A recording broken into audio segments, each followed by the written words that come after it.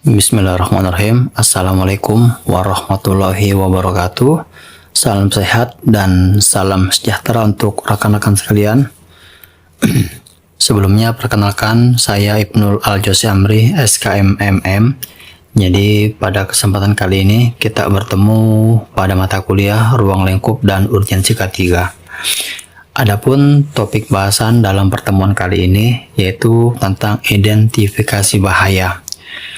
Adapun sub-sub bahasan dalam identifikasi bahaya, yang pertama yaitu pengertian identifikasi bahaya, kemudian yang kedua adalah metode identifikasi bahaya, kemudian yang ketiga adalah tahapan identifikasi bahaya, dan yang terakhir adalah sebagai kesimpulan. Baik teman-teman, untuk memaksimalkan waktu, langsung saja. Jadi dalam memahami identifikasi bahaya, kita akan coba mengkaji dari segi pembagian kata. Untuk yang pertama adalah kita mempelajari tentang identifikasi, kemudian kita akan mempelajari tentang bahaya. Kemudian selanjutnya kita akan menyimpulkan tentang identifikasi bahaya. Baik, untuk identifikasi merupakan proses untuk mengenali ataupun untuk menentukan sesuatu dengan cara mengamati, memahami, dan menetapkan karakteristik ataupun ciri-ciri yang lebih spesifik atau ciri-ciri yang lebih khusus. Ini melibatkan pengumpulan informasi ataupun data yang memungkinkan kita untuk mengidentifikasi ataupun mengenali sesuatu dengan cara yang unik atau membedakannya dari yang lain. Secara umum, identifikasi dapat merujuk pada tindakan ataupun proses yang mencakup. Jadi ada beberapa cakupan terkait dengan identifikasi. Yang pertama yaitu mengenali dan menemukan. Kemudian yang kedua adalah mengenal dan menyadari karakteristik. Kemudian yang ketiga adalah menetapkan identitas. Kemudian yang keempat yaitu mengkonfirmasi ataupun memverifikasi. Kemudian yang kelima yaitu memahami hubungan. Identifikasi bisa diterapkan dalam berbagai konteks dan bidang, termasuk dalam bidang ilmu pengetahuan, teknologi, keamanan, keselamatan, pengenalan pola, dan masih banyak lagi yang lainnya. Jika dalam konteks K3, identifikasi bahaya berarti proses mengenali potensi bahaya di tempat kerja yang dapat membahayakan pekerja dan orang-orang di sekitar tempat kerja. Dan ini merupakan langkah kunci dalam upaya menjaga keselamatan dan kesehatan kerja. Baik teman-teman, itu tadi pembahasan tentang identifikasi. Kemudian kita mencoba untuk mempelajari terkait dengan bahaya. Baik. Bahaya di tempat kerja adalah kondisi ataupun unsur yang memiliki potensi untuk menyebabkan terjadinya cedera, terjadinya penyakit, ataupun bahaya lainnya terhadap pekerja ataupun orang-orang lain yang berada di tempat kerja. Identifikasi pengelolaan bahaya merupakan komponen kunci dalam keselamatan dan kesehatan kerja untuk melindungi kesejahteraan dan keselamatan pekerja. Kemudian berikut adalah beberapa contoh bahaya yang dapat ditemui di tempat kerja. Jadi ada beberapa bahaya yang sering kita jumpai atau kita kenali di tempat kerja teman-teman. Jadi ada kurang lebih ada 7 bahaya. Yang pertama yaitu bahaya fisik, kemudian bahaya kimia, kemudian bahaya biologis, kemudian bahaya ergonomi, kemudian bahaya kebakaran, bahaya fisik lingkungan, kemudian bahaya psikososial. Jadi itu adalah beberapa bahaya yang berada di tempat kerja teman-teman ya. Penting untuk memahami bahwa bahaya dapat bervariasi sesuai dengan jenis pekerjaan dan tempat kerja ataupun industri. Identifikasi bahaya adalah langkah pertama dalam upaya keselamatan dan kesehatan kerja, dan memungkinkan perusahaan untuk mengambil tindakan yang diperlukan untuk mengurangi ataupun menghilangkan bahaya tersebut. Setelah bahaya diidentifikasi, langkah-langkah seperti evaluasi resiko, pengembangan rencana tindak lanjut, pelatihan pekerja, dan pemantauan secara terus-menerus perlu dilakukan untuk menjaga lingkungan kerja yang lebih aman, sehat, dan kondusif. Jadi itu tadi pembahasan tentang bahaya, teman-teman. Selanjutnya adalah kita akan mendefinisikan terkait dengan identifikasi bahaya secara umum, teman-teman. Baik, identifikasi bahaya dalam keselamatan dan kesehatan kerja merupakan proses yang sistematis untuk mengenali, memahami, dan mendokumentasikan potensi risiko, ancaman, ataupun kondisi yang dapat menyebabkan terjadinya cedera, timbulnya penyakit, ataupun bahaya bagi pekerja serta orang lain yang berada di lingkungan kerja. Tujuan utama dari identifikasi bahaya yaitu untuk mengidentifikasi faktor-faktor yang berpotensi membahayakan keselamatan dan kesehatan pekerja, sehingga langkah-langkah pencegahan dan pengendalian dapat diambil untuk mengurangi risiko dan mencegah terjadinya insiden yang lebih besar.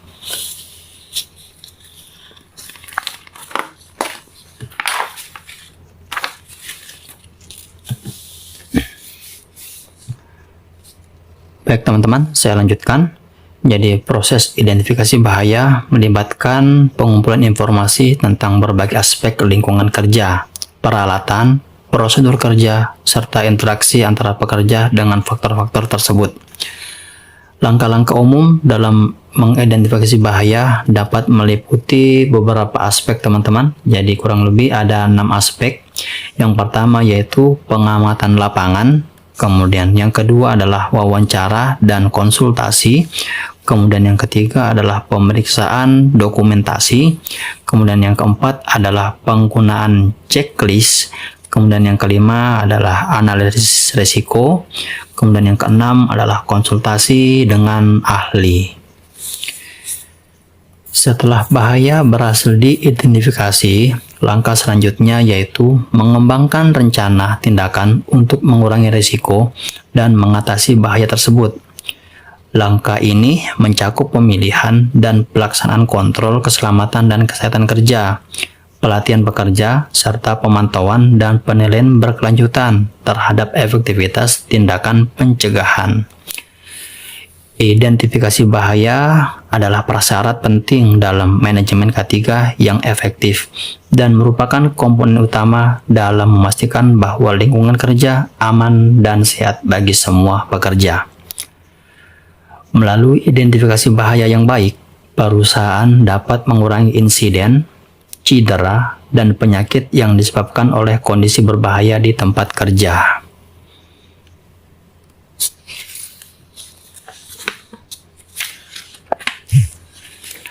Baik teman-teman, itu tadi kita sudah membahas tentang pengertian umum atau pengertian dasar terkait dengan identifikasi bahaya. Selanjutnya kita akan belajar tentang metode identifikasi bahaya. Jadi ada beberapa metode yang dapat kita gunakan dalam mengidentifikasi bahaya, teman-teman. Jadi ini adalah metode yang umum digunakan di lapangan untuk melakukan identifikasi bahaya. Jadi kurang lebih ada 5 metode, teman-teman. Jadi metode yang pertama yaitu metode observasi lapangan. Jadi metode ini lebih menekankan pada pengamatan langsung di lokasi kerja untuk mengidentifikasi bahaya fisik, kimia, biologis, dan ergonomis. Kemudian yang kedua yaitu wawancara, teman-teman. Jadi metode yang kedua yaitu metode wawancara atau berbicara dengan pekerja, supervisor, ataupun ahli untuk mendapatkan wawasan ataupun informasi tentang bahaya yang mungkin ada di tempat kerja. Kemudian metode yang ketiga yaitu pemeriksaan dokumentasi. Jadi pemeriksaan dokumentasi ini melihat seluruh laporan kecelakaan kerja yang terjadi sebelumnya, laporan inspeksi, serta dokumentasi lainnya untuk mengidentifikasi pola bahaya yang pernah terjadi. Kemudian berikutnya yaitu Metode penggunaan checklist. Jadi metode ini menggunakan daftar periksa yang telah dirancang secara khusus untuk mengidentifikasi bahaya umum di berbagai jenis lokasi kerja. Kemudian yang terakhir yaitu dengan metode penggunaan teknologi. Memanfaatkan teknologi seperti perangkat lunak manajemen K3 yang menggunakan data dan analisis untuk mengidentifikasi bahaya. Jadi penekanannya adalah dengan penggunaan teknologi. Baik teman-teman, itu adalah beberapa metode yang dapat kita gunakan dalam identifikasi bahaya. Jadi masing-masing metode memiliki keuntungan dan memiliki kelemahannya masing-masing teman-teman ya. Metode identifikasi bahaya merupakan alat penting dalam upaya penerapan keselamatan dan kesehatan kerja. Tidak ada satu metode yang sempurna, dan seringkali kombinasi beberapa metode adalah pendekatan yang paling terbaik. Penting untuk memilih metode yang sesuai dengan jenis pekerjaan dan lingkungan kerja yang ada. Dengan identifikasi bahaya yang efektif, perusahaan dapat mengambil langkah-langkah pencegahan yang diperlukan untuk menjaga lingkungan kerja yang aman dan sehat bagi seluruh pekerja dan orang lain yang berada di sekitar lokasi produksi ataupun orang-orang yang berinteraksi di sekitar area kerja. Baik teman-teman, jadi itulah beberapa metode yang dapat kita gunakan dalam identifikasi bahaya. Berikutnya yaitu tentang tahapan dalam identifikasi bahaya. Baik teman-teman, di sini ada beberapa tahapan yang dapat kita pelajari bersama. Jadi tahapan-tahapan ini tidak boleh terpisah dengan tahapan-tahapan yang lainnya teman-teman ya. Jadi tahapan pertama yaitu persiapan. Kemudian tahapan kedua yaitu observasi lapangan atau melakukan pengamatan. Kemudian untuk tahapan yang ketiga yaitu melakukan wawancara dan konsultasi. Kemudian yang keempat yaitu tahapan pemeriksaan dokumen.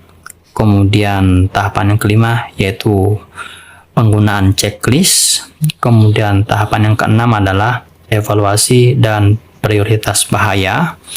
Dan yang ketujuh adalah pengembangan rencana tindak lanjut. Dan yang kedelapan adalah pelaksanaan dan pemantauan. Jadi itu dia teman-teman beberapa tahapan yang harus dilakukan ketika ingin melakukan identifikasi bahaya. Jadi tahapan-tahapan ini tidak boleh terpisah dengan tahapan yang lainnya. Semua harus terlaksana secara sistematis. Baik teman-teman, kita sudah belajar tentang pengertian identifikasi bahaya, kita sudah belajar tentang metode identifikasi bahaya, dan kita juga sudah mempelajari tentang tahapan dalam identifikasi bahaya. Berikutnya adalah kita akan menyimpulkan dari semua pembahasan di atas. Jadi identifikasi bahaya di tempat kerja merupakan langkah penting dalam keselamatan dan kesehatan kerja untuk mengidentifikasi dan mengatasi potensi risiko yang dapat membahayakan seluruh pekerja. Proses identifikasi bahaya melibatkan serangkaian tahapan yang sistematis untuk memastikan bahwa bahaya diidentifikasi dengan baik dan tindakan pencegahan yang tepat dapat diambil oleh pihak perusahaan.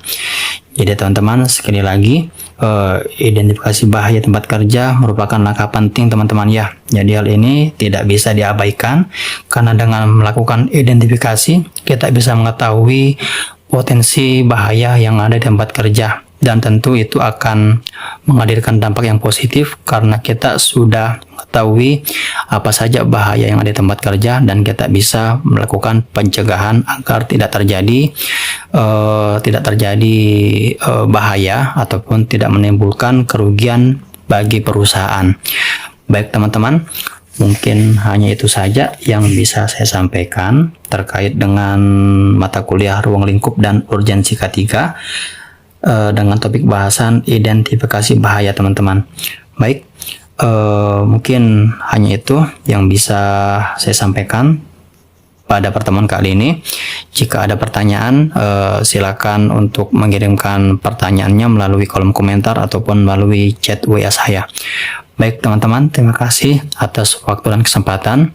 Selebihnya saya ucapkan Assalamualaikum warahmatullahi wabarakatuh.